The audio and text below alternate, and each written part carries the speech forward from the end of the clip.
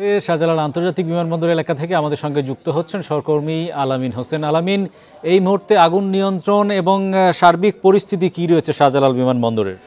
প্রায় 27 ঘন্টা পরে আগুন সম্পূর্ণভাবে নিভানো হয়েছে বলে জানিয়েছে ফায়ার সার্ভিস। কিছুক্ষণ আগে গণমাধ্যমের সঙ্গে তারা কথা বলেছেন এবং সেখানে নানান বিষয়ে তারা আসলে প্রশ্ন উত্তর দিয়েছেন। আমাদের প্রশ্ন ছিল এই কার্গো ভিলেজের যে স্থাপনা সেটি ঝুঁকিপূর্ণ কিনা, কেন আগুন নেভাতে দেরি হলো, এইসব বিষয়ে তিনি খোলাখুলিভাবে বলেছেন। এবং তিনি যেটি বলেছেন যে কার্গো ভিলেজের ভিতরে স্টিলের কাঠামো রয়েছে, পাশাপাশি কম্পার্টমেন্ট রয়েছে, যার কারণে আগুন নেভাতে বেগ পেতে হয়েছে। অর্থাৎ সেই কম্পার্টমেন্টের দেয়াল ভাঙা যায়নি, যার কারণেই আগুন নেভাতে 27 ঘন্টার বেশি সময় লেগেছে।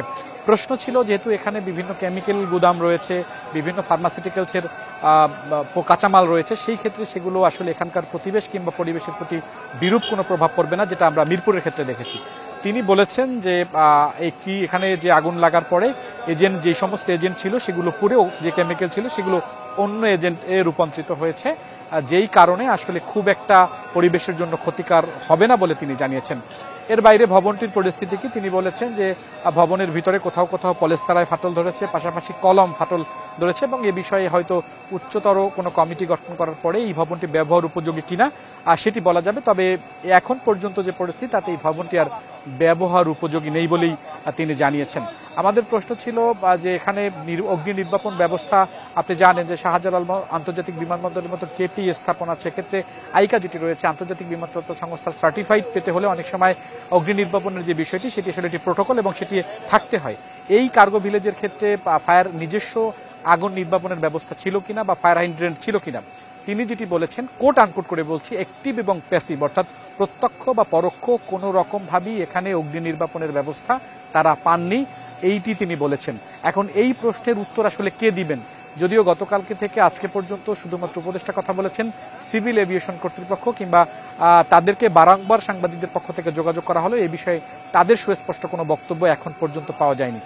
বেশ কয়েকজন গণমাধ্যম প্রশ্ন করেছিলেন যেখানে যে ঢুকতে তাদের আসলে দেরি হয়েছে কিনা বা দিতে দেরি হয়েছে কিনা। এখানকার আমদানিকারকরা যেটি বলছেন যে আধা ঘন্টারও বেশি সময় লেগেছে 8 নম্বর গেটে আসার পরে তাদেরকে সেই গেট ঢুকতে দেওয়া হয়নি, নানান রকম অভিযোগ আকারে আসলে আমরা পেয়েছি।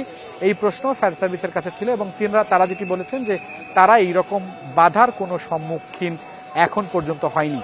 সম্পূর্ণ নির্বাপন হয়েছে, 4টি ইউনিট অতিরিক্ত সতর্কতার কারণে এখানে রেখে গিয়েছে, যদি আবারও আগুনের ঘটনা ঘটে সেই ক্ষেত্রে তারা সেই যে 4টি ইউনিট রয়েছে সেটি দিয়ে তারা নেভানোর চেষ্টা করবেন এবং সম্পূর্ণ নিয়ন্ত্রণই এটি বলা যায়।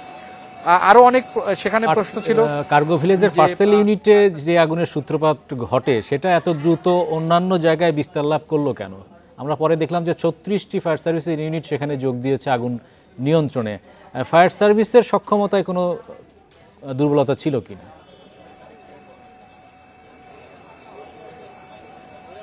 প্রথমত কথা, তাই এই প্রশ্নের উত্তর তাকে করা হয়েছিল। সেখানে তিনি যেটা জানিয়েছেন যে অবকাঠামো সেটি স্টিলের অবকাঠামো রয়েছে ভিতরে, পাশাপাশি কম্পার্টমেন্ট আপনি নিশ্চয়ই গতকালকে থেকে আমরা দেখেছি যে ভেন্টিলেশন একদম উপরে, এবং সেখানে আগুন লাগার পরে সেখানে আবার গ্লাস দেওয়া রয়েছে, অর্থাৎ সেটি ভেঙে যে ভিতরে আগুন দিবে এবং সেটি সুযোগ ছিল না।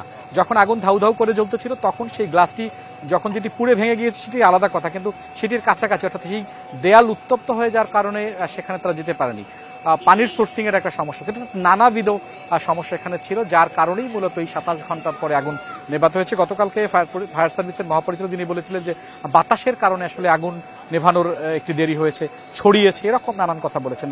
আগুন ছড়ানোর মূল কারণ যেটি, সেখানে আসলে এজেন্ট ছিল, গার্মেন্টস পণ্য ছিল, মেডিকেল ইকুইপমেন্ট ছিল, ওয়াটার প্ল্যানের যে সমস্ত ট্রিটমেন্ট অর্থাৎ আন্ডারগ্রাউন্ডের যে ওয়াটার সেটিকে করার জন্য, পরিশোধন করার জন্য সেই রকম কেমিক্যাল এখানে ছিল, যার কারণেই মূলত আগুন নেভাতে দেরি হয়েছে। তবে যেই তদন্ত কমিটি গঠন হয়েছে, আপনি জানেন যে কেপি স্থাপনা সাংবাদিকদের প্রবেশাধিকার একরকম সংরক্ষিতই বলা যেতে পারে, সেই ক্ষেত্রে যে দুটো কমিটি গঠন করা হয়েছে তারা আসলে কাজ করেছে কিনা, তারা কারোর সঙ্গে কথা বলেছে কিনা, সেই রকম কোনো প্রশ্নের উত্তর আসলে আমরা এখন পর্যন্ত আমাদের কাছে নেই। এবং কেন নিজস্ব যে আগুন নির্বাপন ব্যবস্থা বা অগ্নি নির্বাপন ব্যবস্থাটা সক্রিয় ছিল না, সে বিষয়ে আসলে কাকে প্রশ্ন করবেন, সেই উত্তরদাতা আসলে কে হবেন, সেটি আমরা এখন পর্যন্ত খুঁজে পাইনি। সিভিল এভিয়েশনের সঙ্গে যোগাযোগ করা হলে তারা এই বিষয়ে কথা বলতে রাজি হয়নি।